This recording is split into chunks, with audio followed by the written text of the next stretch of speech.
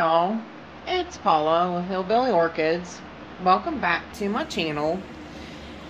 As you can see in front of you, I am going to do a spotlight on my RLC Jessie Lee ×3. I'm a poet and don't know it. Anyways, it's been a long day. I just got done watering and I'm a little pooped to pop.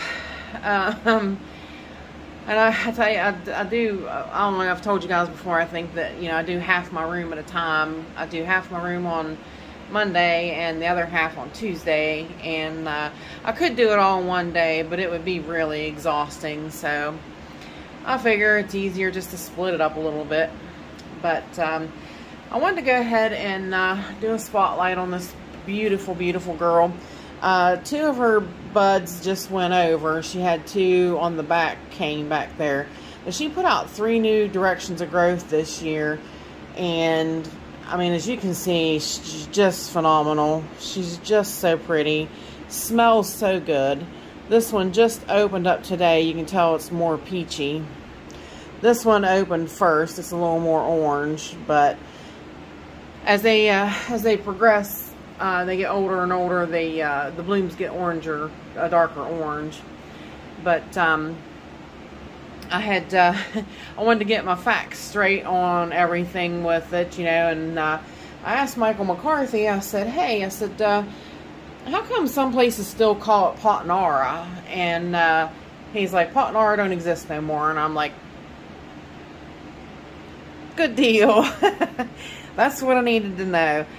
I find it so, I don't know about y'all, I find it so hard keeping up with the name changes and the names that come and go. And I mean, I try, I really try, but it's just it's a lot.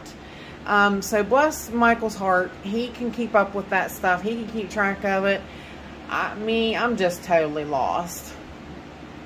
But at any rate, this beautiful little girl is RLC Hawaiian Thrill crossed with RLC Marlene Linquist.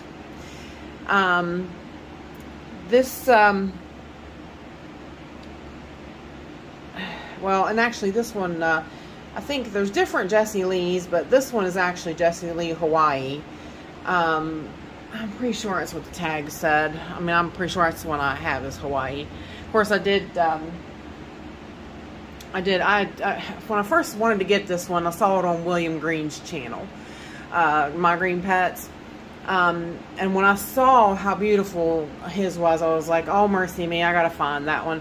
So I did find it, but I found it, they sent me a seedling that was supposed to be near blooming size. Let me show you. Let me just show you what the near blooming size was they sent me. Maybe.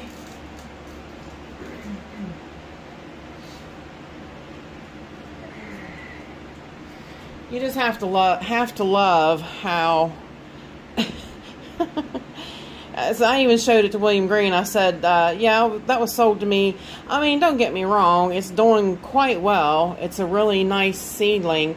And this one's Hawaii as well. And see, this one actually says BLC. But this is not a blooming size plant. Because that's what I told him when I got this division. It bloomed like the following. This can bloom up to 2 times a year, which is just awesome. But I had told him, I said, no. I said, he's like, see, it didn't take you so long for yours to bloom. And I was like, no. So I showed him, I was like, no, see, I bought this division because this seedling will still be a while before it ever blooms. I mean, but I just get so aggravated at people selling plants like this that say bloom size division, and they charge you an arm and a leg for it. But at any rate, that one's not going to be anywhere close to blooming before long. So, she is fragrant. She's very fragrant. Very, it's a real sweet, such a shame. I wish we had smell-o-vision. It's not like a regular Cattleya smell. It's not like a lemony or a citrusy. It's a sweet kind of smell, really. She smells very, very good. I was really hoping that the other 2 blooms would have stayed open on this. That would have been so awesome to have 5 blooms at one time open on this plant.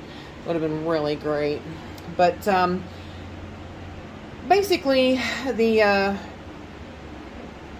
is it Rinco Cattleya? Rinco Cattleya? I don't know how you say it. I'll put it up on the thing because I always mess up those big long words. Jessie Lee. It says that it was the hybrid originated by Hawaii Hybrids in 2016. It's a cross, like I said, of RLC Hawaiian Thrill crossed with RLC Marlene Lindquist. I'll put up the pollen parents, which I don't think, I'll see if I can find, actually, Orchid Roots does not have a picture of the Marlene Lindquist, but I'll see if I can find, which actually, that one might be it, but I'll see if I can find it, and I'll definitely insert it in there, but one of them did not have the Marlene Lindquist. So I wanted you to see what, what kind of cross it took for her to come from. But like I said, the registrant was Hawaii Hybrids, and the year was 2016, and the it gives you the species composition, which is Cattleya dowiani. I need to go to sleep. It was such a short night, I'm telling you. Then I had to get up on water, so I'm telling you, I'm exhausted. The species composition is Cattleya dowiana is 31%, plus Cattleya mossiae is 15%, and RL digbyana is 7%, and Cattleya worcesterii is 7%. So that is the makeup of the species composition. I'll put that up there too, so you guys can see. They do actually have pictures of each of the blooms of them, so that you can see those. And it's kind of amazing to see like where they actually come from. Like the mossiae, it's purple. The worcesterii, it's purple, and it's like, I mean, you got this beautiful orange. It's kind of, Cattleya genetics is really, really cool. Way back in the day, when I was much, much younger, and when I lived at home, I used to breed betas, Siamese fighting fish, and I had really at the time gotten into like their genetics, of how, if you breed this color to this color, it throws this color, and you'll get a percentage of this color and a percentage of that color all in the same breeding. So I'm sure orchids are probably generally the same idea. You wind up getting, a basic array of colors in a mix like that, because like I said, I mean, I don't know, I'm just saying, but I thought it was really cool, how, out of one breeding you could get, 3 different colors, possibly, but it just really interesting. So maybe one of these days, if I ever really got into, a little bit more about orchid genetics, I could, maybe figure it out. But sometimes I feel like I'm a little too old for that stuff. I was much, much younger then. This plant, getting back on track a little bit, this plant loves my environment. Like I said, my friends call me the Cattleya Queen, because there's not a Cattleya that doesn't seem like I can't bloom, but little do they know Ruby Hawaiian Paradise I can't bloom. Me and that one, I'm telling you, we're going to go fisticuffs here before long. I'm going to really threaten it. So listen, my what is it? That volcano, Oncidium volcano queen Volcano Midnight, Volcano Queen. I ripped her into 5 pieces. Ruby Hawaiian, you don't want to take me on. We're going to be duking it out here before long, guys. I told you, I got 3 of those plants, and I have yet to get one of them to bloom. And they're going to bloom, or I swear I'm going to throw it on the floor and stomp it. I've never fought so hard. I mean, like, I have fought hard. Like I said, it took, you know, a few of my plants, it took a few years, you know, like Lily Marie Almas. What was it, 7, almost 8 years to get her to bloom. So, I mean, I have patience, but see, the Ruby Hawaiian Paradise is as old as the Lily Marie. I got them all the same exact time. So, out of all the bag babies that I got at Lowe's, the Ruby Hawaiian is the last ones I've gotten to bloom. And out of 3 plants, I have burnt them with light. I have fertilized the crap out of them. I have took the light away from them. I don't know what else to do. I just don't. I think my next step is I'm going to take one of the plants and I'm going to rip it into sections. I'm just tired of playing games with them. But that's what it took to get my Oncidium Volcano Midnight Volcano Queen to bloom. I got a big old spike out of her this year, so I had it for years too and it wouldn't bloom. But anyways, this Cattleya loves my environment. I have the perfect environment for Cattleyas, and that's why, you know, everybody's like, oh, your Cattleyas are so beautiful and they bloom so nice for you, and you got such big, huge, healthy plants.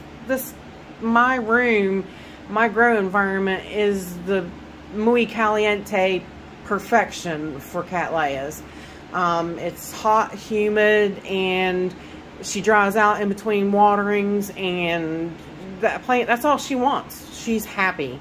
She's totally happy. For her to give me this many blooms this year, this plant is extremely happy. So I recommend anybody, though, honestly, if you like Cattleyas and you love fragrant Cattleyas, this plant is for you. She really is. Now I can tell you too, though, I did notice, like I said, she had 2 blooms back there and two on this. I don't know if you can see it. See if I can point to it.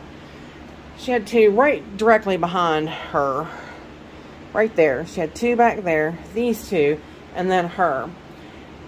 This one's a single. There's nothing. That's just one bud, which that's fine. But I tell you what, I did notice before she got this happy and this, you know, pumped up, when she puts out a single bloom, it's much bigger. So, but because she put out 5 buds or 5 blooms this time, they're a little bit smaller. I'll see if I can find the picture of her in my hand. And I had showed you this one. I mean, it's good size. I mean, don't get me wrong. These are good size blooms. But the other one is just a little bit bigger. So I'm sure they probably put, like, you know, a little bit more energy into just a single bloom than they would 5. So, but, you know, like I said, I highly recommend it. If you can find her, this plant is really great in a collection. Like I said, you will not get any better of a bloom than that. I mean, and see, that one really looks a lot peachier on video. See if we can zoom in like that and see if it. No, it still kind of looks peachy. That one is really, it's a lot darker than these ones. But like I said, this one's really light. You can see she's almost looks pink according to the camera because she just opened fully today. So, but you can see the much darker the first one is there than the last ones, I think. But like I said, it was this one that opened, then this one, and then her. But, I mean, just such a phenomenal, frilly lipped, beautiful Cattleya. But I definitely wanted to share her, especially before, you know, something happened and her, I didn't want to zoom out that far. Before I lost the rest of the blooms on her. And like I said, 3 blooms is just phenomenal for her. So this is the best she's done for me so far. And I've only owned this one 2 years. Yeah. So, but with that said, I hope you guys enjoyed it. And actually too, I wanted to go into a little bit. She's in a mostly bark, a little bit of husk, perlite charcoal mix too as well. So, which, you know, like I said, a lot of my Cattleyas are appreciating a certain degree of husk. They don't like a lot, but it adds a little bit extra moisture for them for a little bit extra time, especially when they're really throwing out the roots. So, but yeah, with that said, I appreciate y'all stopping by and hanging out with me. And bye for now, y'all. Till we meet again.